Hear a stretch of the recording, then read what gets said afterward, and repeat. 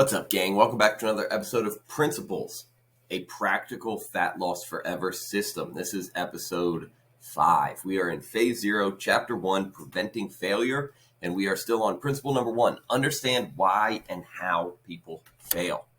And the number one reason why and how people fail is they have unrealistic expectations. And so far, we've talked about unrealistic expectations with exercise, routines, and schedules. And now we're on unrealistic expectations for diet. We talked about unrealistic expectations for depending and relying on meal prep and not understanding or considering the demands of your social schedule or social lifestyle.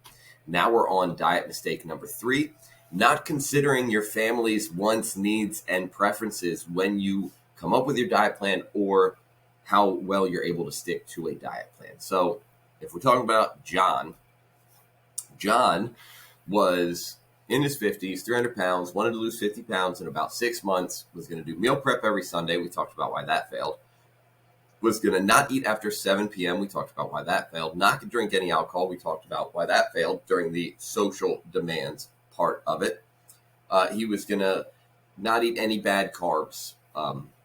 Meal prep, chicken and vegetables for every meal, not eat after 7, not drink, no bad carbs. His number 3 mistake for unrealistic expectations about that diet is that he didn't consider his family's wants and needs. Well, his family was on board with him losing the weight and getting healthy, and his family was on board with a big portion of the meal prep stuff. They didn't want to necessarily go all in with eliminating any sort of bad foods from the house. His wife didn't want to completely give up the times that they would cook Italian pasta at home and have wine or go out to different restaurants. She didn't want to give up what time that they would actually eat a family dinner together, because if you remember talking about John, he would have meetings after work hours and sales appointments after work hours, would cause him to get home late sometimes. So having that rule of not eating after 7 p.m. would impact their ability to have a family dinner. Then when you have kids who don't want to eat necessarily your ultra lean meal or bland meal that you're trying to prepare, or they're just young kids and they want to eat whatever it happens to be, it makes it harder for you to stick to an extreme diet, especially if that extreme diet is completely unnecessary. Yes, you can avoid eating off your kids' plates. If you have little kids that just eat chicken nuggets and mac and cheese and whatever else, you can completely avoid it, but it gets hard over time when you are faced with the demands of life, the schedule, running around. You took the time to prepare one thing for yourself and your kid wants something completely different. There's also going to be a lot of times where you have this idea of what you want to prepare and everybody in your family is demanding that you do something different or asking for it. And they put that kind of pressure on you. It's obvious to anybody that has little kids or had little kids what it's like when you want to prepare this chicken and vegetables, but they flat out refuse to eat it and they throw a big fit. But it's also difficult when you have other people in your family, your spouse or your parents or your in-laws or your older kids or whatever, who want different things at different times from you and from dinner and from diet. When you consider your family's wants, it also includes going out to eat, travel, vacations, in addition to the just routine at home.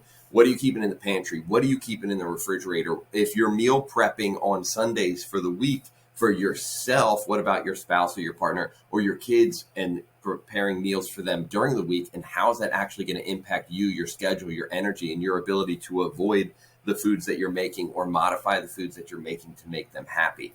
Anybody with kids knows exactly what I'm talking about. If you don't consider your family's wants and your family's style, when you come up with the diet plan that you want to do, you're not going to be able to stick to it. It's unrealistic to think that you're going to be super strict with a family that has no interest in doing that. So you have to come up with a plan that allows that level of flexibility that can help you navigate those situations so that you can stay on track with what your health goals are, but still satisfy the demands of everybody else. There's some nuance there. It takes creativity and it takes a lot of understanding.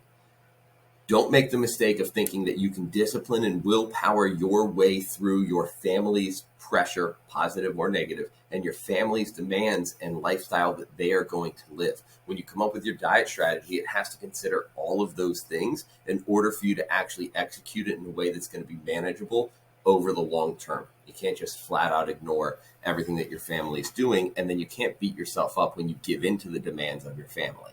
It's a quality of life thing. You want to have a happy home and a happy family and meet the needs of everybody in your family. You should want that. So when you go about doing it, it shouldn't be a failure. You shouldn't feel guilty. And the fact that they are influencing and that you bend the rules sometimes shouldn't be a make or break. That was one of the things that we had talked about with John. He was an all or nothing kind of person. So when his wife wanted to have pasta and wine, which broke 2 of his diet rules, and they were going to do it after 7 p.m., it was just done. He would go all in on eating and drinking for the next couple of days because he ruined his diet. Don't be that kind of person. See you next time.